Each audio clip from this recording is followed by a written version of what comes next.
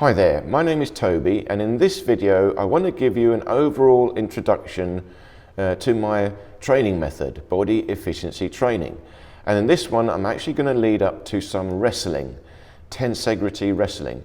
But I see I've got my friend here coming for the first time to train with me, so I'm starting again to show him, and I can show you all. So first of all, what I'm doing is a relaxation exercise. But this is more than just relaxation. This again is body efficiency relaxation. This is called the arm drop exercise, and you will see this in Tai Chi and some internal Kung Fu styles, but this is my own way of explaining it. You see, you've got to lift the arms up above your head, lift up the shoulders, and the arms must go up and behind. Then you just let go and drop. But when you let go, you see your hand must touch your shoulder and then swing out through the elbow down to the fingers. It is gravity. The force comes from gravity, but it's going through a sequence of levers, the arm. The shoulder drops, now the elbow drops, now the wrist, and then finally the fingers. You can see it flicks out like a whip. This is called a kinetic chain. But again, there's no effort. You're creating a very powerful whip all the way down to your fingers, but only using gravity, but gravity combined with the tendons in your arm. You see, look, it drops down to the shoulder, then the elbow, then the wrist, and then the fingers in this sequential flow. And you must have total relaxation to do this. If there's any tension, what happens is it will restrict the flow and you won't get this sequential acceleration. It's more than just gravity. Your arms are dropping under gravity, but it's gravity through this elastic sequence of the joints. The joints have got these ligaments, and the ligaments are elastic, and when you take it through this sequence of elastic, this spring-loaded elastic movement, you get an acceleration and a whip all the way down to your fingertips, and you can feel it. So it takes a long time to practice this. If there's any tension, it stops. That's what I'm showing. If there's a tension, it stops, and then you lose it, and you won't feel the force in your fingertips. You get a massive flow of blood to the fingertips, and you can even get a clicking in the joints open up. See, I've got to lift up the rib cage, lift up the shoulder, and then drop it down, but drop it down through this sequence of levers. There's the elbow, there's the wrist, and then there's the fingers. So it's got to be a flow. 1, 2, 3, 4, 5. It's got to go in sequence. And this sequence will only happen if you can achieve total perfect relaxation. So this is very interesting. There's three things I'm practicing: alignment, relaxation, and tensegrity.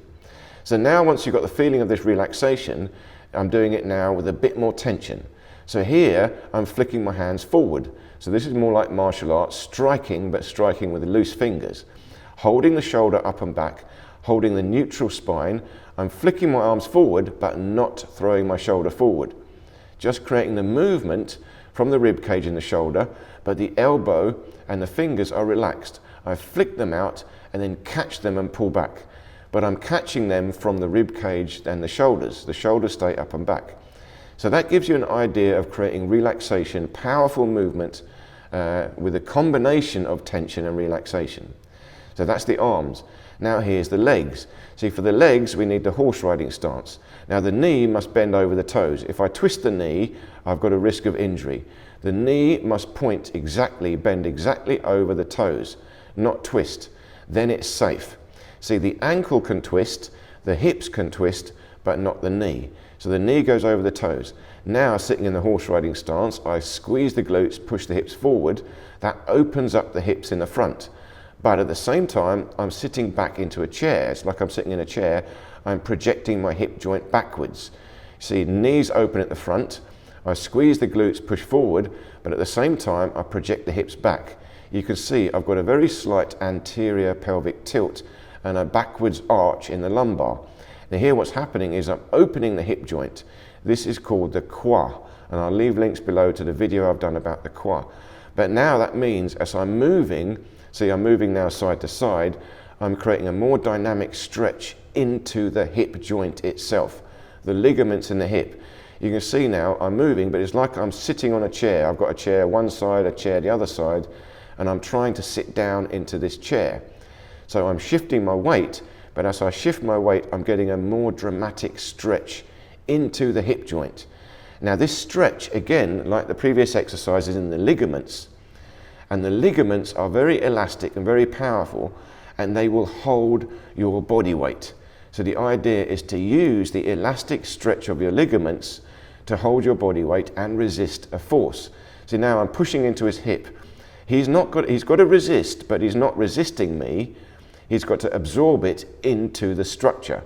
Now if I push his shoulder, again the same thing, it's got to go through the spine, into the hip and into the foot, down like this, across the line.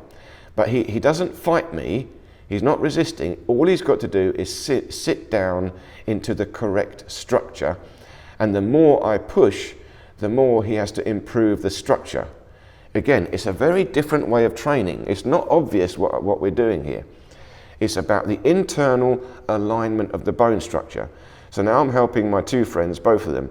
One of them is pushing the other. So here, one guy, I'm pushing him, I'm holding him. He's got to push with exactly the correct alignment. And my other friend here, he's got to resist. But again, resist with exactly the correct alignment. It works both ways. You see, dynamic, you're pushing, and passive, you're receiving. But they're both doing the same thing. It's not really fighting. This is effortless power. Effortless power. It comes from exactly the correct alignment of the bone structure and then receiving the force into a stretch of the ligaments in the joints. And of course it goes down into the legs, so it must go through the hip joint, into the feet, into the ground. See, now again we're pushing each other and I'm trying to demonstrate we're resisting, I'm pushing, he's resisting. But look, I'm using the whole body weight, the whole structure of my body weight. So I'm dropping my body weight in to create the push, but it's also through the perfect alignment of my bone structure. So I can use more than my body weight. I can also activate this. But I activate by pushing from the ankle, through the knee, through the hip, through the spine, through the rib cage. The shoulders are up and back. See, notice my shoulders are always up and back. I'm trying to maintain the alignment in a vertical spine. Then I create force through the ligaments. This is tensegrity. Or I receive force. Again, I receive the force through the ligaments, through the elastic spring, this spring in the joints. So it's dynamic and passive both. And now we're both fighting. It's not really fighting, we're moving around randomly. Random movement, but what this is fighting is of course random, spontaneous, but we have to feel this internal tensegrity alignment. This is the Tai Chi, tensegrity Tai Chi. Now my friend here is also a martial artist and he's a wrestler. So that's why we're going to do a little bit of wrestling and we're working up to it. But you can see now here, we're both practicing, both trying to maintain this alignment, moving very slightly, very carefully. The arms, of course, move a lot. So you've got big movements in the arms, but the arms translate into less movement in the spine, and the spine goes down to the hips, and the hips goes down to the back foot. So now really what I'm doing is pushing the back foot into the ground from the Achilles tendon. That goes into the hip joint. The hip joint goes into the spine, but I hold the belly in. I've got tension in the belly, tension in the waistline. That goes to the shoulders, the scapula, the rib cage. That is open, expanded, and then from there I can extend into the arms. It must have this sequential flow. Again, it's not obvious what I'm doing. Two things going on, relaxation and tensegrity. Relaxation can only work if you have the correct alignment. See here now, he's pushing me and I'm letting him push me, but the push goes into the joints. So he's pushing into the ligaments, a stretch in the ligaments. And the ligaments are elastic and they want to bounce back. So that means when he pushes me, I will bounce back. It's very effective, very efficient, and it takes a lot of practice. But it's simple. It's ever so simple. Look, it's a basic standing upright position and moving around, but it's all about feeling. We have to feel the flow, feel the movement, feel the pressure, absorb the pressure, and then sometimes create the pressure. So you create it and absorb it. Two things going on, dynamic and passive. So there he pushed me, there I push him. But when he pushes me, I sink. And sometimes you have to move. Moving is also okay, but when you move, again, you move backwards into a better position, a better structure. It works with pulling, also pulling, pushing, anything you want to do, twisting. So I've explained all this in this Tensegrity Tai Chi series, all the different movements you can do. And of course now when it becomes martial arts, now it's interesting. Martial arts, combat, is technique. You have to learn specific techniques that you can use in fighting. What I'm trying to show here in this Tensegrity Tai Chi body efficiency training is not so much martial arts techniques, no. It is the underlying body dynamics that is required to apply to martial arts techniques. So for example, my friend here is also an experienced martial artist. Like I said, he's done wrestling. So he knows techniques. But what he might not know is the internal dynamic structure that I know. So I'm trying to show him the internal dynamics, and if he could learn that, he can then apply it to his wrestling techniques. So now we're doing a little bit of wrestling. So this is a classic wrestling move. You dive in, push your shoulder to the waist, grab both legs and pull the legs away, and then the guy goes down. So it's classic. You just dive straight in. Again, even a rugby player knows this. He pushes with his shoulder and pulls with his hands. So my legs will come away and I'll fall straight down. But what I'm doing is applying tensegrity. I'm sitting down into my horse riding stance chair. I'm pulling myself down. I'm using the hamstring to close my leg, pull down. I'm using the psoas muscle to lever forward. I'm holding my belly in tight. You see, when he's trying to push me, what happens is he's taking my legs away. I'm going to bend backwards and fall over. So what I have to do is counteract that. He wants to pull my leg like this, but I resist by pulling down, bending my leg. I've got to activate the hamstring, and I project my hips backwards. So this creates a resistance. Now, of course, he's a wrestler. He's going to the sprawl. So if instinctively you take your legs back to stop. But what I'm trying to show him now is not so much wrestling, but a resistance.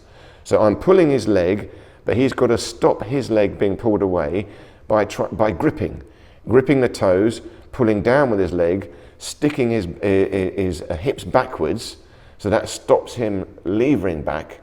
So I can apply quite a lot of force, but it does not work. So again, once more, he's trying to me. If he pulls me, I immediately sink down into the horse riding stance and grip. So now it doesn't work. So again, in wrestling, this is very, very practical. This is the internal structure you need to wrestle and resist people wrestling you. So now you can see, this is the neutral horse riding stance. If I drop down to the sprawl, it's identical. I've got to still maintain this neutral spine. The neutral spine, drop down into the sprawl. This is, again, wrestlers will know this, but the internal structure is identical. I've got to maintain this neutral spine because it will give me maximum power and maximum resilience in wrestling. Here's the structure again. I'm on the toes. I've got an arch in the spine. Once more, watch again. Shoulders up and back. I've got this, and now I see even twisting. This is a fighting stance, but wrestling, look. I've still got a slight backwards arch, shoulders up and back, but look at the spring. I've got a spring in my hips, a spring in my ankles. So pushing or pulling, I'm now using the hip joint and the ankle joint, not the knee. This creates a massive power, like a toad or a frog. You bounce. So this gives you a power from the hip joint and the ankles. It's not the muscles, it's the tendons, the ligaments, and it's the perfect alignment of the spine together with the shoulders, the rib cage, and the hip joint. So wrestlers, this is very, very basic wrestling. It's called the sprawl. You drop down like that to stop people taking you down. So this is an introduction to Tensegrity wrestling. I'm going to do some more of these. I hope it made sense. Please do leave me any questions or comments, and also check out my other YouTube channel, Entify World. I've done another new video there. Links to that are below. Thank you so much again, and I look forward to seeing you in any of these other videos here.